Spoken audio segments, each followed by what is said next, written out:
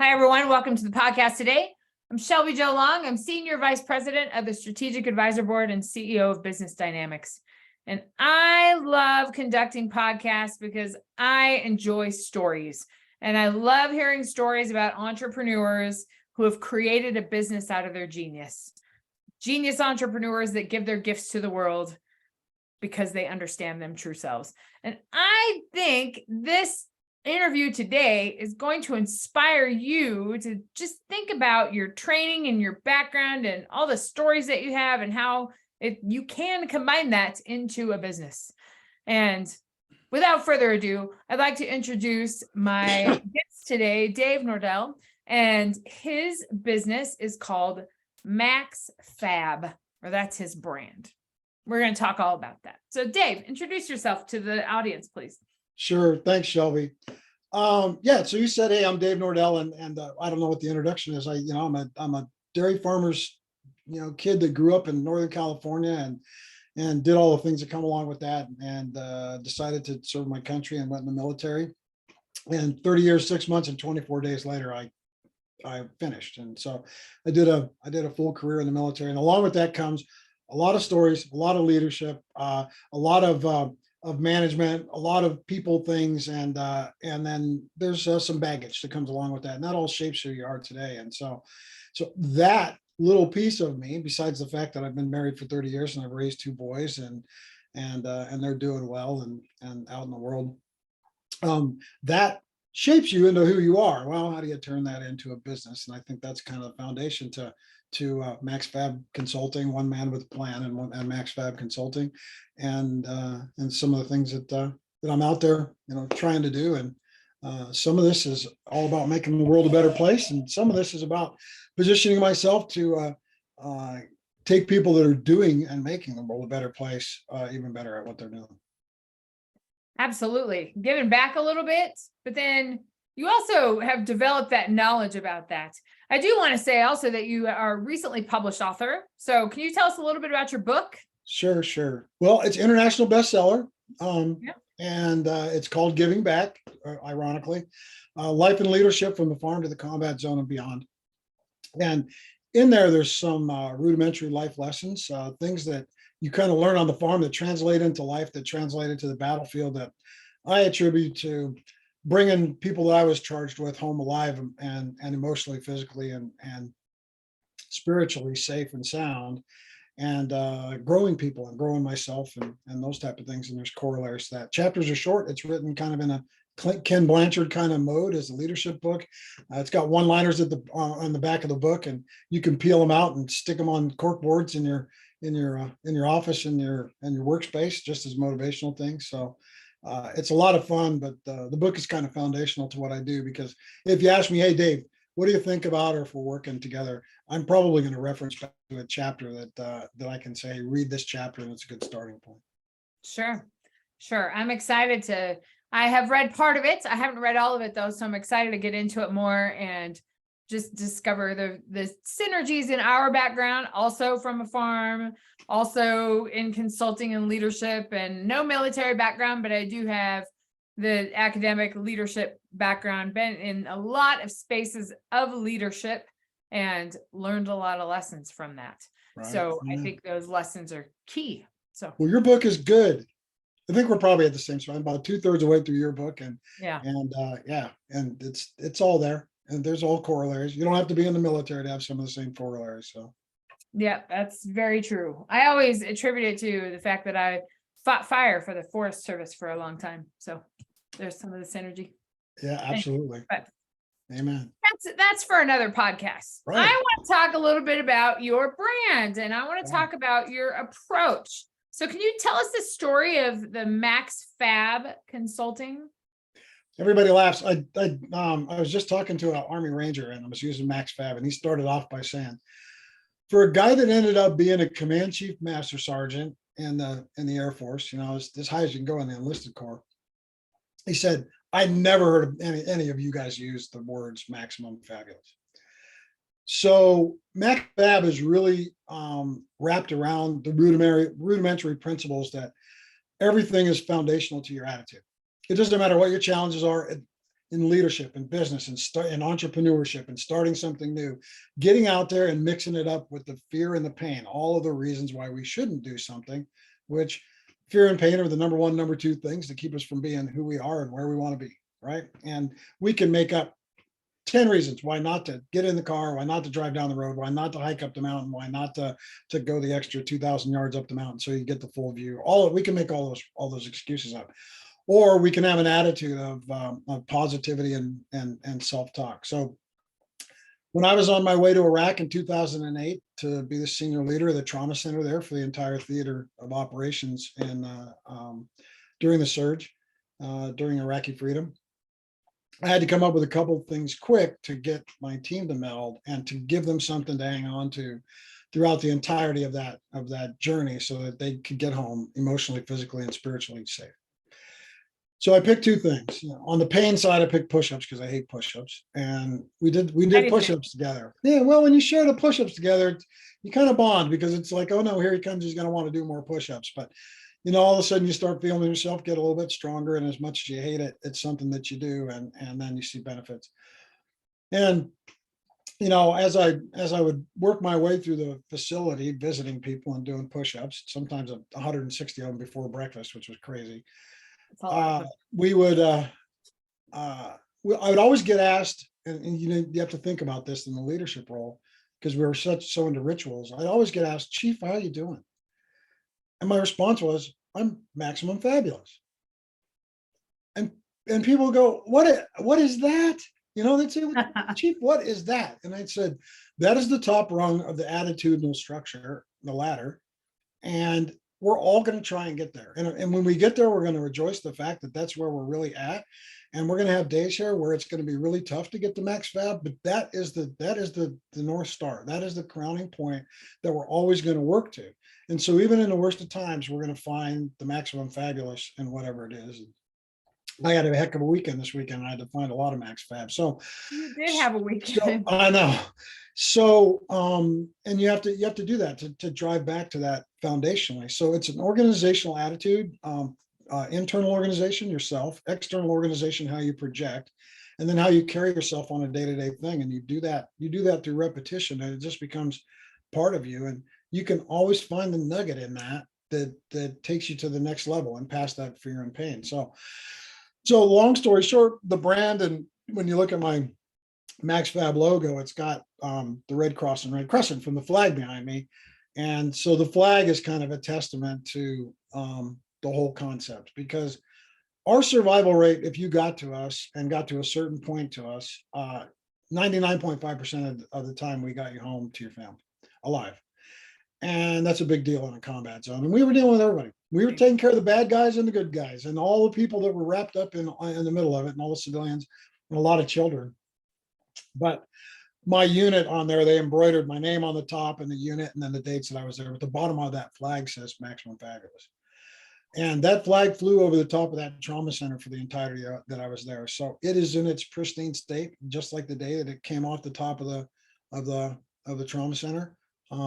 Dirt, grime, it's not white anymore, just like that day. So there you go. So why wouldn't anybody want a little Max Fab in their world? These are the soft powers, soft organizational powers that actually lead to retention.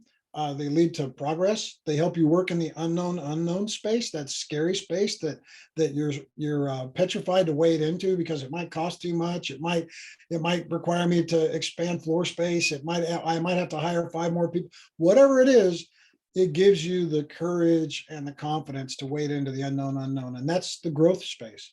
And so we need to stay there. I see this.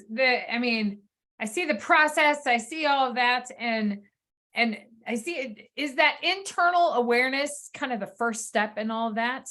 And discovering the pain, or I always feel strange about that in my own consulting when I talk to people. Do we have to dig down and hit deep bottom before we have to build up, or what's that? What does that look like to you, do you think? I think that most people know what the pain is. Yeah. I think what you have to do is, so if you're working on yourself, so let's just imagine that we're a CEO of a company and we're stagnant, we're stuck, right? And you kind of know, for me to go, I got to get bigger, don't want to do it. Gotta have an office 25 miles away, don't want to do it. Got to hire another general manager, don't want to do it. So you already know what those pain and fear are. You just have to have somebody in your life or in your sphere that can work with your internal self, right? So once you identify it, then you got to take it on. Right. Well, like any journey, Shelby, PTSD, head trauma, recovery, all of those things, none of us get to get better without help. And so I think a lot of times where the roadblock is it's not having to be torn down, or it's not having to be made, the shock therapy, or here it is, like you march it out and you take this unknown and you march it out and you introduce them to it. I think it's more of, they have to understand what the gravity of it is, what the energy of it is, flip the energy and make it positive, and then have an adjunct to help them move forward. So sometimes that's your wife or your spouse. Sometimes that's a business partner. Sometimes it's your clergyman if you're spiritual, whatever it is. And in our cases, sometimes it's a physical or a mental health therapist, right? And you put that person in your life and they help you learn how to walk again, and they help you learn how to, so I think it's in your book, and I think it's in my book, right? And we've put it in there. So I think we know the answer to that question, but that's only because of what life's thrown at us. Right. And so fear and pain is when you wake up. I'm selling your book here, but everybody should read it. Fear and pain is when you wake up after you've been in a coma for 16 days and you can't walk. There's a lot of that going on, right? And so you're looking for help because you don't know if you're ever going to walk again. And then somebody walks into your life and says, "Oh no, you're going to walk again, but here's how we do it." And it seems really scary, right? Yeah. But if you got the right thing, so Max Fab Consulting does that, and there's people like you that do that, and I just think it's just a great space to work in, and as the book says, it's giving back, and I don't think that we should ever not give those gifts back. That's Dave's personal thing. So here I am. All right. There you are, giving gifts. That's, yes, you and I resonate with all of those messages. Do you think, here's my challenge, and here's my, just something I kind of want to talk about. It's like, some people don't realize that they need it. Do you know what I mean? That I think this is a particular problem of CEOs. Being a CEO is lonely, and you control a lot of things, and it's not tunnel vision, but it's like there's a very limited space and very few people that you can talk to. And so sometimes it takes that extra, with my case, trauma, your case, you've had multiple traumas to deal with. And so it's, I don't know, there's an awareness piece, or something has to happen for that to happen.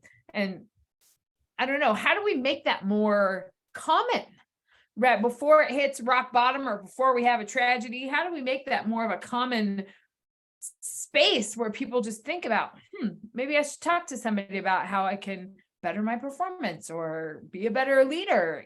We just don't think about that immediately. So, do you know what graveyards are full of? I have an idea. Unreplaceable people. Yeah. I think that when you can find a senior leader and get them to, a lot of CEOs are where they want to be because they don't want to be where they came from. Now, I'm quoting that from a PhD that's done research on this.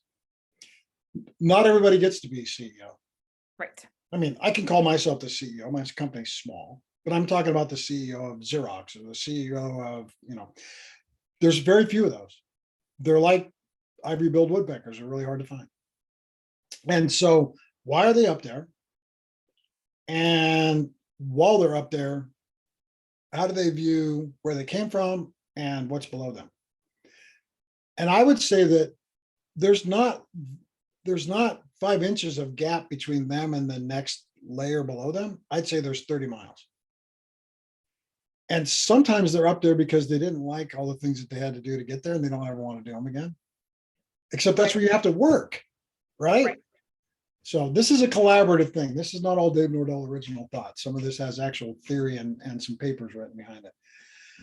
So I think when you're working with CEOs, and hopefully there's some listening, I think what you have to do is you've got what's missing in business, and this is what I try to do with the people I'm working with now, is there's a thing called tactical awareness.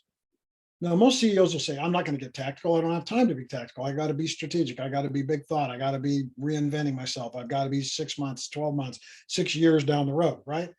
But you have to be tactically aware, because what's going on tactically is it's the carburetor in your organization. It's people, but it's the carburetor in your organization. And if that's got a little sputter and it's using a little bit too much gas, but you ignore that, you can't hear it anymore, you lose that touch point. And so I think when you close those two and you stay tactically aware, then I think that people start to realize, hey, need some help. I don't have all the answers. The next 2 steps I don't know about.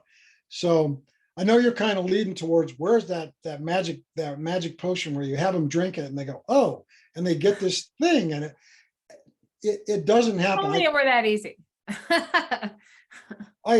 I had the magic in the military of working with very senior general officers and critical things like healthcare and nuclear weapons. And every time that there was a clunk in the machine, and the generals would say to me, Chief, there's a clunk machine. And I'd say, yeah, I can hear it. And he'd go, where is it? I wouldn't tell him where it was at. I would take him where it was at. I have a great story about that. We don't have enough time today. I'll tell you, it's a Montana, well, it's a missile field story. It's a Montana story, and it'll make you laugh because it's a legacy story, and the legacy is hilarious. Someday when you and I are having coffee, I'll tell you, and then maybe we can come back. Yeah, for sure. For sure. What would you, I want to talk a little bit more about your background and how that influences, because now that you're out and you want to have this be, you're building a business out of this, you have a business out from this, what would you say are some of the probably 2 or 3 most important lessons you bring from the military into your leadership consulting? Right. Well, lesson number 1 is generational, what am I looking for? The ability to lead at a generational level. A lot of people take their leadership skills and they work early on because you're basically leading almost your peers, same generation. And then more people come from a new generation. New things attract them, new things retain them, new things motivate them, new things make them quit, new things, that's in a whole other book. I think that one's probably in the works, right? So what do those things do? And then you have to reshape yourself. So leadership is a reinvention of yourself. And in the military, if you don't reinvent yourself on the fly, and that's everything from, I'm in a training hospital in the United States of America leading medics, or I'm in a tent with 3 guys out with a bunch of really spooky guys doing crazy stuff, doing medical stuff. 2 different levels of leadership, 2 different levels of interaction, and you kind of have to reinvent yourself. So number 1 is the chameleon effect of being able to do that. You have to, to be agile as a leader, you have to do that, which kind of leads to the second point of keeping your ego in check, the servitude piece of it. When I'm working with leaders and I see people want to jump straight to narcissism, sometimes it's high levels of self-confidence. When I see those barriers go up because the ego gets in the way, right? And the ego is also a pain and fear thing, right? So the ego is high. The action that requires the positive outcome for the institution requires you to be a little more vulnerable and a little more open. You don't do it. And so you drive through it. So you change your leadership style to directive, you shake your finger, you give a checklist, you walk away, and everybody's totally dissatisfied. It's like me inviting you to lunch and saying we're going to have salad and you get lettuce, right? And so if you feed them lettuce all the time, they'll go someplace else where there's at least croutons. They're gonna go, right?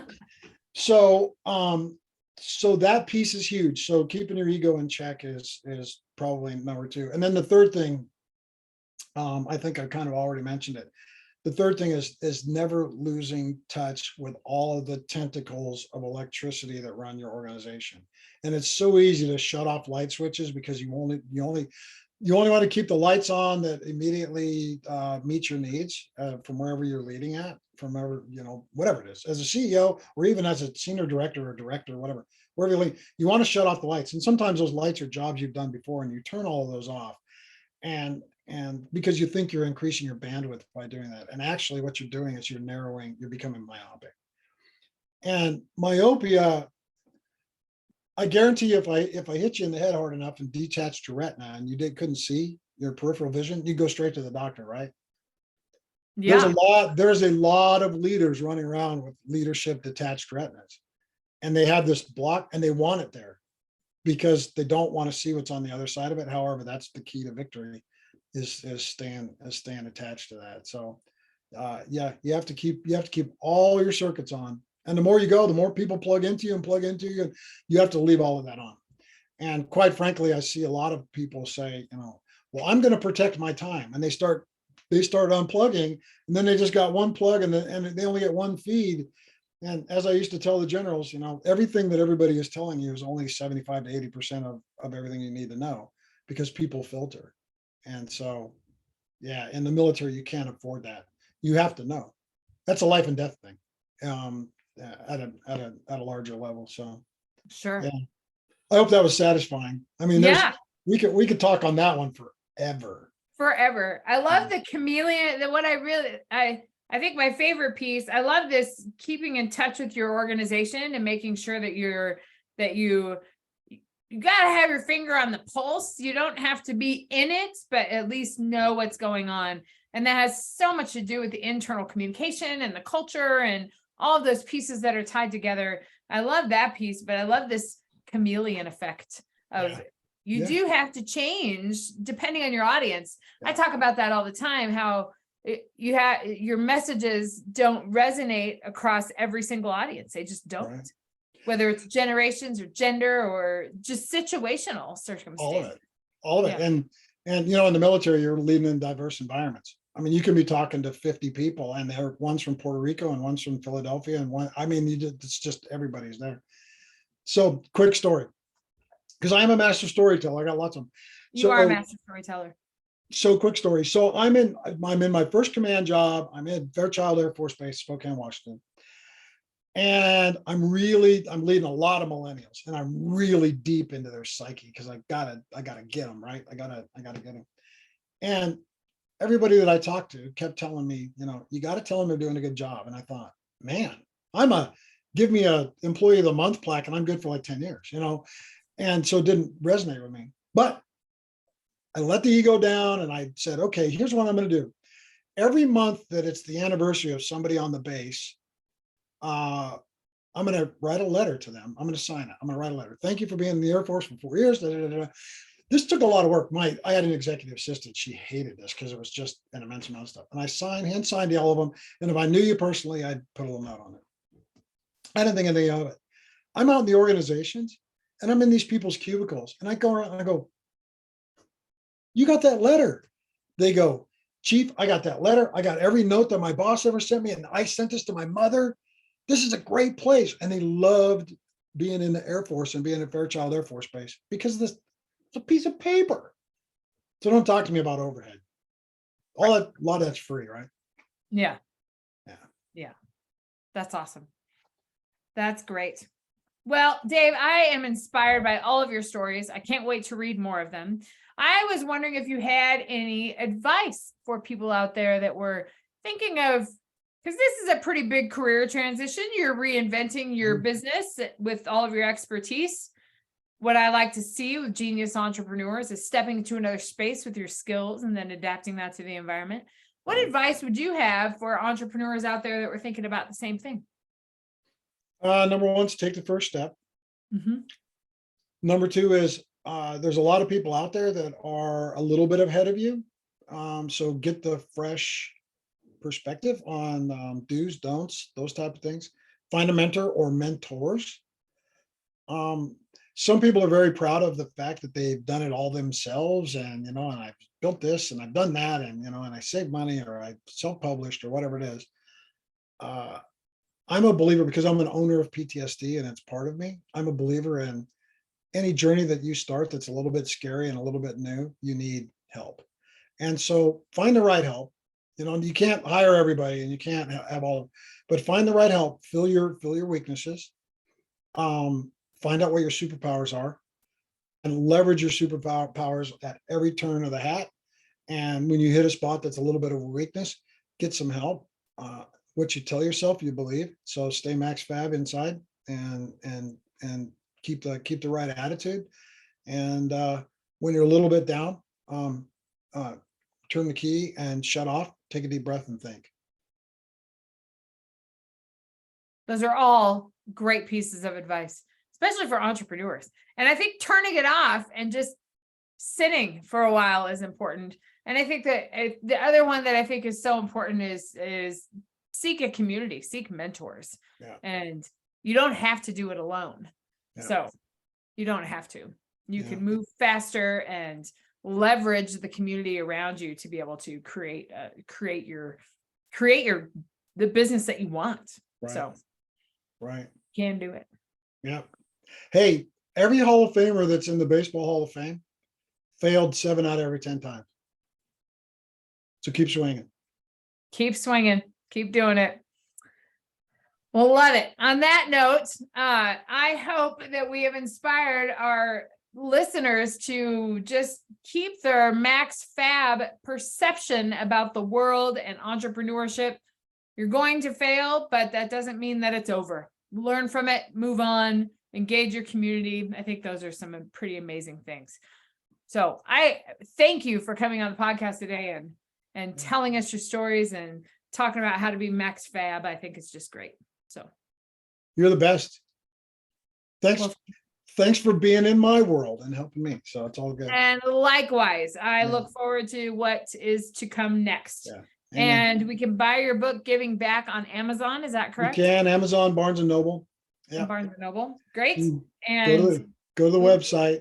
Go to the website, click work with Dave, and you can just write me a note, even if you just want to talk for 30 minutes for free. So one man, one plan. What's that? Might be longer than 30 minutes, but Right, I know, because Dave's a storyteller. You got to listen. You got to listen to at least one of them. But yeah. We'll be sure to include that in all the show notes too. But I appreciate you coming on the podcast today and telling your story. And I look forward to what's next. It's going to be awesome. Too. That's right. Get Shelby's book. It's good Get stuff. Dave's book. Right. All right, Thank you. And for you listeners out there, I hope that you enjoyed the podcast and are inspired to think about your genius in a different way so you can influence the world, just like Dave is doing right here. We'll see you next time.